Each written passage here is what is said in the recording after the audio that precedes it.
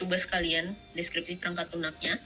Terus ini objektif dari perangkat lunaknya kayak gimana, terus manfaat atau fungsinya untuk apa, karakteristik penggunanya gimana, atau si UX-nya.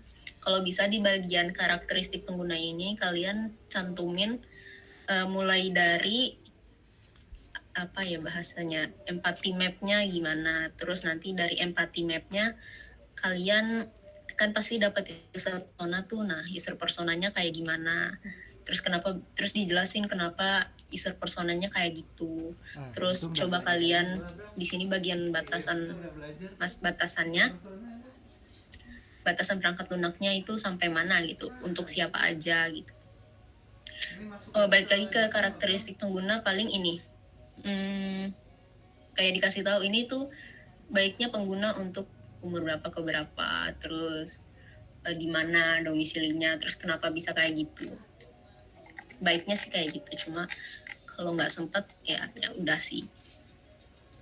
Terus ini mungkin dari deskripsi perangkat lunaknya jelasin functional requirement-nya sama non-functional requirement-nya. Functional requirement ini didapat dari kalian kan ada elisitasi tuh. Nah, dari elisitasi itu pasti kalian dapat requirement kan. Nah, misalnya kalian requirement-nya ada melakukan sign in, berarti kebutuhan fungsionalnya melakukan sign in. Terus untuk non-functional requirement, di non-functional itu kan ada banyak banget ya jenisnya, kayak ada usability, ada performance, ada security, dan banyak lagi ya. Nah, di situ coba kalian dijelasin nih di bagian quality-nya, dikelompokin misalnya security, terus ini nanti ngapain, misalnya passwordnya harus 8 karakter mungkin, terus gak boleh ada apa, terus nanti ada quality dari usability, di usability-nya misalnya penggunanya umur segini sampai segini, terus harus pakai bahasa Indonesia mungkin. Nah, itu dijelasin di bagian non-functionalnya. Dan yang di bagian functional ini, kalau bisa ya, di deskripsinya itu kalian tulisnya pakai dalam bentuk user story. Jadi bisa lebih gampang di tracking kalau misalnya ditulisnya pakai user story. Kalau nggak tahu user story, coba cari ke Google aja, ada kok. Paling simpelnya adalah user story, kayak misalnya saya sebagai pengguna ingin melakukan sign in supaya bla bla bla bla, supaya bisa masuk ke homepage-nya, supaya bisa apa gitu. Terus ini bagian pemodelannya, use case diagram yang tadi, taruh use case-nya di sini, terus di dalam yang tadi aku bilang di setiap use case pasti ada use case scenario-nya. Jadi kalau misal kalian ngegambar use case ada 8, berarti use case scenario-nya harus ada 8. Terus di sini kodenya, terus kode sama hubungannya sama sama functionalnya apa, terus precondition-nya supaya bisa dijalankan use case ini apa, sama use case description-nya, sama alurnya, steps-nya itu kayak gimana, sama ini post condition-nya. Kalau kita udah melakukan use case itu, apa yang akan terjadi. Kayak kalau misalnya kita ngelakuin sign in, sebelum sign in berarti kita harus sign up dulu, itu precondition-nya. Terus post condition-nya kalau udah ngelakuin sign in berarti kita masuk ke halaman utama gitu. Nih. Terus activity diagram. Activity diagramnya balik lagi, berarti kalau use case-nya ada 9, berarti activity diagramnya harus ada 9 juga.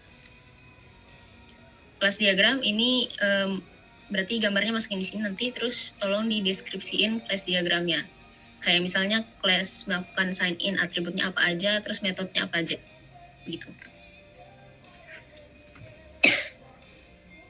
Terus ini ada kebutuhan lingkungan sistem. Paling kalian di sini jelasin aja kebutuhan-kebutuhan yang diperlukan dari perangkat lunak yang kalian bikin softwarenya. Kebutuhan hardware-nya apa, kebutuhan software-nya apa, sama lingkungannya itu kayak gimana. Kurang lebih dijelasin kayak gitu aja sih. Udah, sama lampiran. Kayak gitu untuk SKPL. Kalian mau contoh SRS atau enggak? Boleh, Kak. Aku nanti kirim lewat Daud aja ya paling. Siap, Kak. Cuma template-nya tuh agak beda. Jadi paling nanti ada SRS beberapa poin yang nggak ada atau beberapa poin yang mau agak dikasih beda lah. SRS enggak? Kurang Terus lebih mau kayak boleh gitu sih Kak. responsi Ya. hari ini. Kalian ada yang SRS. belum ngisi absen, yang belum keisi absen ya lewat forum. Ada yang mau nanya nggak?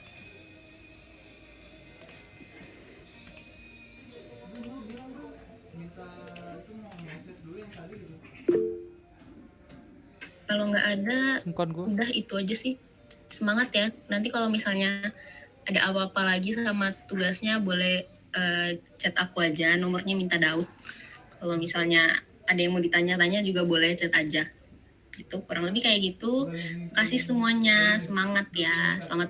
Selamat berpuasa buat yang berpuasa. Dadah. Makasih Kak.